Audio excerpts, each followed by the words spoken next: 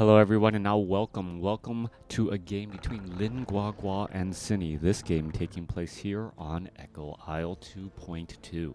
Guagua has spawned as, well, nope, the orc player over here on the top right hand side of the map. Meanwhile, Sini has spawned as the yellow night elf. Opening things up, Altar of Storms followed by a burrow. We'll keep track on that, well, war mill, barracks to figure out what that upcoming strategy will be.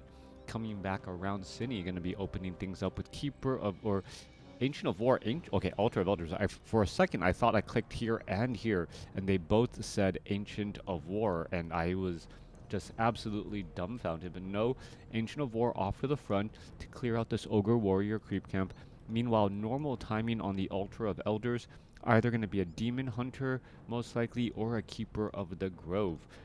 Coming back here, well, Moonwell is being placed down as we get to that 2-minute mark and just wait for what strategies will be released.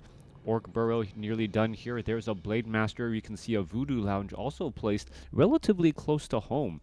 A lot of Orc players like to make that Voodoo Lounge a little bit more out front, a little bit more of an outpost, gain a little bit of site information, things of that nature to get a bit more strategy. Coming back around here, our Blade Master going to clear out all of these peasant trees. Voodoo Lounge here, barracks, we should be looking at a single grunt and perhaps a very fast tech to tier 2. Coming back across here, it is going to be a Demon Hunter, and now there's an Archer. Archer's going to let that arrow fly, head back, and, well, allow that Ancient of War to tank that damage. Just like that little kid on your block growing up who had a very big older brother, the little kid aggroes everyone, comes back home and goes, what are you going to do about it? And the Ancient of War, well, beats up on everyone for you. Alright, Demon Hunter going to clean things up, picks up a cause of attack +5, and is now moving out. Meanwhile, the Blade Master doing a little bit of work, going after this creep camp here. Now, Blade Master most likely will not be going for that, well, more common recently strategy of using Mirror Image, since there is no Keeper of the Grove. Meanwhile, Demon Hunter using Immolation to clear out the Null Poacher creep camp. Well, standing next to that Demon Hunter can and is hazardous to your health, as we see an Ensnare go down onto the Grunt. Blade Master, well, did he windwalk? Yes, he did. What is he going to do now? You can see that the Demon Hunter is ready to go, has Mana Burn and Immolation, hasn't teched Evasion yet, and, well, how is all of this going to unfold here? The Demon Hunter really just looking to see where that Blade Master could possibly be. Blade Master also with Claws of Attack +5, simply waiting for the creeps to come back, and as soon as they come back around that corner, well, should be able to clear this creep camp nicely. Alright, it looks like both sides say, you know what, I can't just be trying to counter you the entire time. As far as I know, you could be creeping away from me. I should be doing some creeping as well.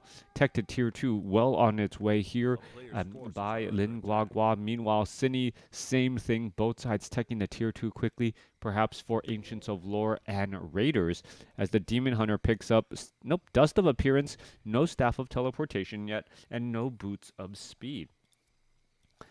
Pretty slow going in this game here, so the tempo of this game seems to be a little bit more, well, heavy tech into tier 2 and then bring out the necessary units.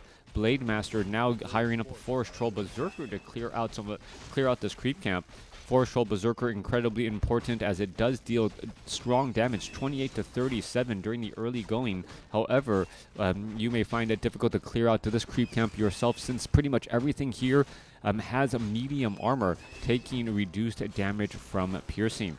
Alright, gonna go ahead and finish off that Kobold here. There is some healing salve going down, some critical strikes onto that Renegade Wizard. I don't see a Forest Troll Shadow Priest getting trained up, as we are looking at, well, resources starting to be banked by both sides, as both sides want to spend a large amount of resources right as they get to tier 2. The necessary tech buildings, training of the heroes, things of that nature. And also creeping getting underway now to try and get a little bit of additional gold and perhaps that precious experience on those primary heroes. Demon Hunter just shy of level 3 will be able to get there now, killing off this last forest troll. There's level 3 going for level 2 mana burn. Meanwhile, Blade Master also getting to level 3 after taking down that Ogre Magi, and now with plus 10 auto attack between the Claws of Attack, Slippers of Agility, and Circlet of Nobility. Ancient of War, that big lumbering big brother here, still absorbing quite a bit of damage. You can see down to 830 as the Demon Hunter now shows up here. All right, gonna go ahead and continue to engage again. Ogre Magi, Ogre Warrior now making his way over. And where is the Blade Master? I don't know. Blade Master down to the south here, going after a completely different creep camp as well. This is a fair number of grunts. 3 grunts with the Forest Troll Berserker. Blade Master getting in another Tome of Agility, so even higher damage on that Blade Master, ready to just burst forward. Demon Hunter and a Blade Master haven't really gone up against each other yet.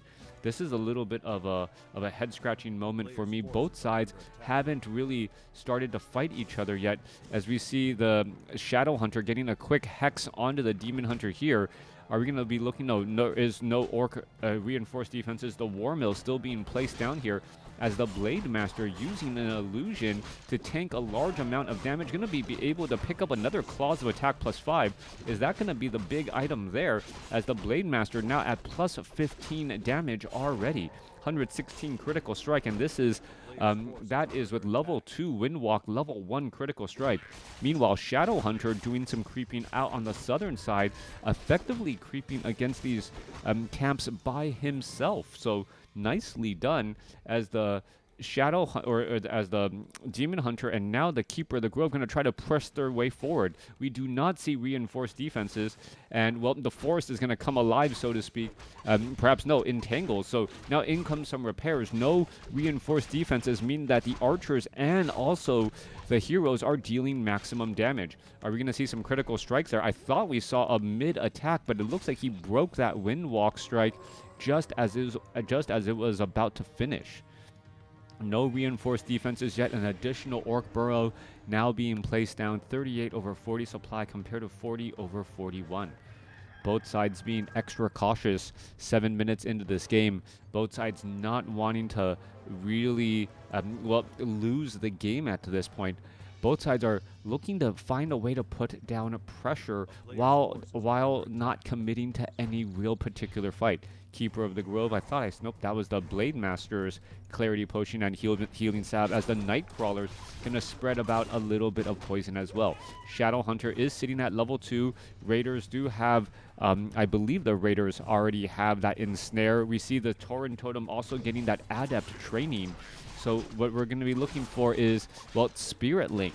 If you can Spirit Link and share that damage across all of those units, you end up keeping your units alive and well for quite a long time. Plus 15 damage. Blade Master is still very, very scary, as the Blade Master with level 2 Windwalk could make up ground and, well, perhaps get in a couple of easy attacks. Shadow Hunter, well, getting that last bit of experience here, as we finally see Lin Guagua perhaps pushing forward with these peons to try and make a play somewhere. 50 over 51 supply. Perhaps the Spirit Walkers don't have that much mana, and here we are into an engagement. Serpent Wards, and here we go. Blade Master going to try and engage now. Demon Hunter, are we going to see some mana burns? No, we see some hexes instead. There is a quick abolish magic there, as the Demon Hunter comes in from the back and able to get a double level up for the Keeper of the Grove and the Demon Hunter. Serpent Ward still being placed down. Entangles going down, and this fight is an absolute bloodbath. Difficult to see who is going to be winning or losing in this fight overall, as both sides suffer heavy casualties. This Ancient of War will finally get taken out here. Demon Hunter now trying to go after the Spirit Walker. Spirit Walker down to 210 hit points, as the Serpent Ward able to keep a little bit of distance on both sides. Blade Master could have gone after that low hit point Dryad, decides against it. There's still some low hit point archers in the mix here. Ensnares could go down. There goes an ensnare. There goes a windwalk straight onto the Demon Hunter. Blade Master, Demon Hunter once more going back at it as the Raiders going straight for those Dryads. Dryads getting healed up temporarily, but at some point that damage is going to start sticking. As you can see, the Dryads are now trying to back away. There goes an entangle onto another Raider. Demon Hunter down to 125 hit points, and he will be able to escape. The Staff of Preservation earlier on the Keeper of the Grove, allowing the Keeper of the Grove to get a bit of mana, draining a Moonwell, and picking off those units. Level 4, level 2, going up against level 4, level 2. Both sides extremely even in this fight, as no clear-cut winner yet. Meanwhile, Keeper of the Grove, Demon Hunter heading off to the north. Let's go, Kobold Tunnelers, more units coming back across here as Kobolds are going to end up falling. All right. Keeper of the Grove could try and creep out this creep camp by himself. I don't think the Demon Hunter is that close to level 5, and the Keeper of the Grove could have perhaps inched that much closer to level 3, as we see a quick ensnare detonation on a Wisp off on the other side. Blade Master needs to make sure he's keeping his opponent honest. No expo here. There's still one Forest Troll Trapper keeping track of things. Meanwhile, the Shadow Hunter going to go after this giant sea turtle, gargantuan sea turtle creep camp in the bottom of the map here. A couple of ensnares go down. Gargantuan sea turtle could have been ensnared in the back here to allow for a little bit more of a divide and conquer strategy. That's normally what is done. Low hit point Grunt about to get taken out. Oh, yes, it does end up getting taken out by creeps. Not paying enough attention here as the Blade Master attempts to take down this Ancient of Wonders well, alongside one single peon.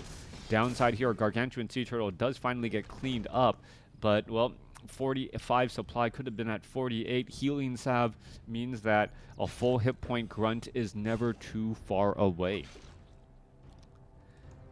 Shadow Hunter still making his rounds off to the north here.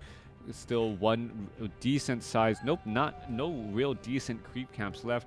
All of the yellow creep camps that you see on the map now have been partially cleared, so the main fights or level ups will be happening between these two armies as the Keeper of the Grove does get up to level 3. All right, Ensnare followed by an Entangle. Disenchant to try and keep alive both sides. Immolation, now Spirit Link getting cast to try to keep more of these units alive again as we see another quick Hex go down onto the Demon Hunter. Blade Master could be in trouble. Blade Master Potion of Invulnerability at 7 hit points, also followed up by a Healing Salve. The Healing Salve is not going to last for very long as the Demon Hunter now down to 80 hit points, but does have a Spirit Link in order to stay alive. All right, Sini seems to be doing a greater or a better job here as Lin Guagua taking a bit of damage. We're going to be looking at dividing and conquering of that slow poison. Blade Master, is he going to try and save that unit? No, he is not. Low hit point Grunt, slow poison ends up giving Demon Hunter level 5. Things are not looking good for Lin Guagua. Things are starting to unravel. He's 13 minutes into this game with no clear winner yet, as the Shadow Hunter now making its way over. Kodo Beast now making its way over as well. What is going to be happening? Blade Master, Demon Hunter, both sides.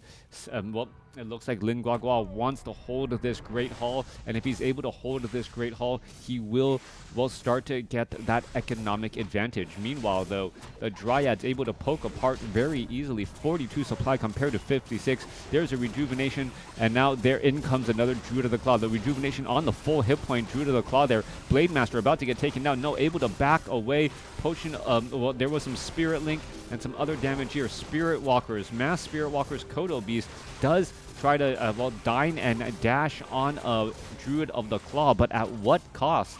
It's going to cost a finished Great Hall, maybe a Raider or two, as the Dryads are about to finish poking off a Raider there. All right, Shadow Hunter decides to deny that bit of experience, but things are still looking very strong for Sini, who has the hero level advantage in a level 5 Demon Hunter, and is, well, starting to just pull away with the supply advantage as well. Druids of the Claw getting ready to engage here. Peons are getting in some repairs. There you see a quick Hex Druid on the Druid of the Claw, who was trying to come across, also ensnared one getting lost in transit, always a big deal when you can't control your units like that. Shadowhunter now gets up to level 4, beating the Keeper of the Grove to level 4 faster. Never even realizes the Keeper of the Grove with plus 15 auto attack and that Orb of Venom damage over time. That Keeper of the Grove really has been a major sneaky damage output dealer. Meanwhile, Demon Hunter going to go ahead and finish things off, and that is going to be the game. A big victory here by Sini over Lin Guagua, pretty much winning and beating in every single category. Couple of fights just going his way early and really not letting off any of the pressure, not letting off the gas, and coming out ahead. Let me know what you guys thought about this game in the comments below.